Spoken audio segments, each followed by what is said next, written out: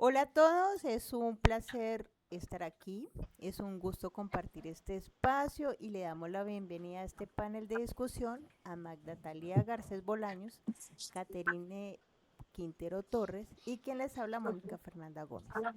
Un espacio pensando para dialogar, cuestionarnos y reflexionar juntos sobre cómo aprendemos desde la psicología.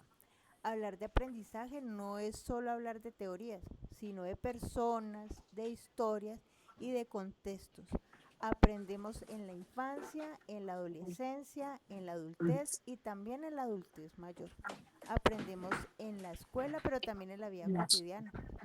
Desde la psicología el aprendizaje ha sido explicado desde distintos enfoques. Algunos han puesto énfasis en la conducta, otros en los procesos mentales y otros en la influencia del contexto social y cultural. En este espacio nos preguntamos cómo los enfoques tradicionales y los enfoques emergentes aportan a la comprensión del aprendizaje. No buscamos respuestas absolutas, sino miradas complementarias.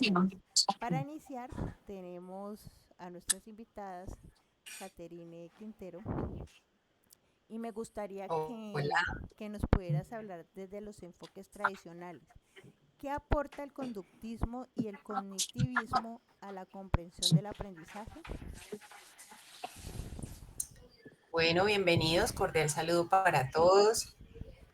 Cuando hablamos de enfoques tradicionales como el conductuismo y el cognitivismo, es importante reconocer que son la base de la psicología del aprendizaje.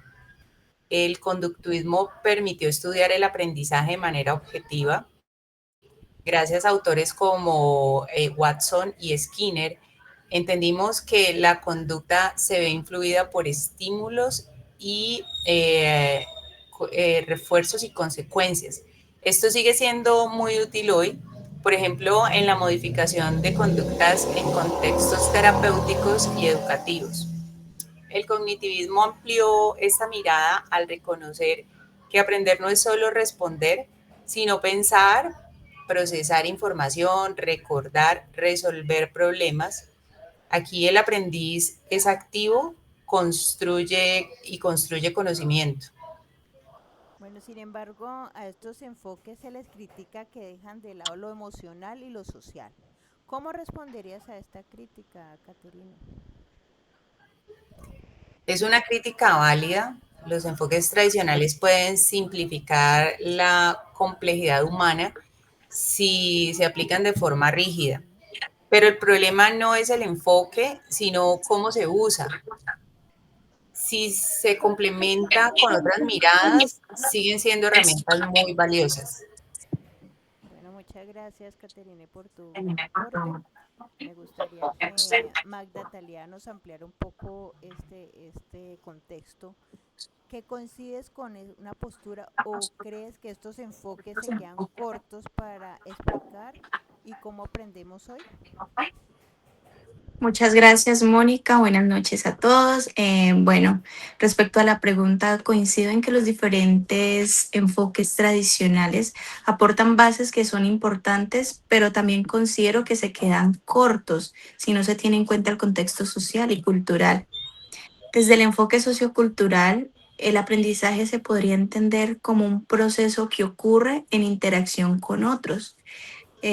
Autores como Vygotsky nos muestra que nuestro aprendizaje es mediante el lenguaje, la mediación y la cultura. Aquí el contexto no es un fondo, sino que forma parte del aprendizaje. Podemos ver que la familia, la comunidad, incluso la historia personal y las condiciones sociales pueden influir profundamente en cómo podemos aprender.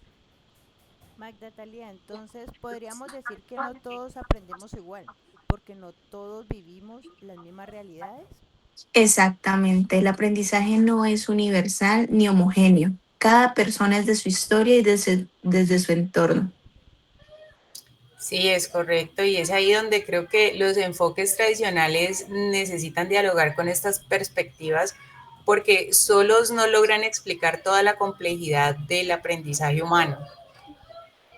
Bueno, siguiendo esta línea, Caterine Magda Talía, quiero preguntar, ¿qué aporte, qué aportan, perdón, los enfoques emergentes a esta comprensión del aprendizaje? Bueno, es importante entender que estos enfoques emergentes como el aprendizaje situado, la interculturalidad y el buen vivir amplían aún más esta mirada. Estos enfoques pueden reconocer saberes que históricamente han sido invisibilizados, como los saberes comunitarios e indígenas. Incluso en muchas comunidades el aprendizaje ocurre observando mediante la participación y, y el compartir, más no memorizando contenidos como tal. El buen vivir nos puede recordar que aprender debe estar al servicio de la vida, del bienestar colectivo y del equilibrio con el entorno, no solo el rendimiento individual. Bueno, ¿y cómo se puede integrar esas perspectivas en sistemas educativos que aún son rígidos y estandarizados? Ese es el gran reto. No se trata de eliminar lo anterior, sino más bien como de tratar de flexibilizar, contextualizar y humanizar estos procesos educativos. Bueno, pues para cerrar este panel podemos decir que el aprendizaje no puede entenderse desde una sola teoría. Los enfoques tradicionales nos ayudan a comprender el cómo aprendemos, los enfoques socioculturales nos explican el con quién aprendemos y los enfoques emergentes nos invitan a reflexionar el para qué aprendemos. Como futuras psicólogas, nuestro desafío es integrar estas miradas con sensibilidad ética y compromiso social, reconociendo que aprender es un proceso profundamente humano y situado y transformador. Bueno, muchísimas gracias Caterine Quintero, Magda Talía Garcés, por sus grandes aportes a este panel de discusión y bueno, por acompañarnos también en este espacio de mucha reflexión para todos. Muchas gracias. Muchísimas gracias a ti. Hasta Gracias a una ti. próxima oportunidad. Claro que sí.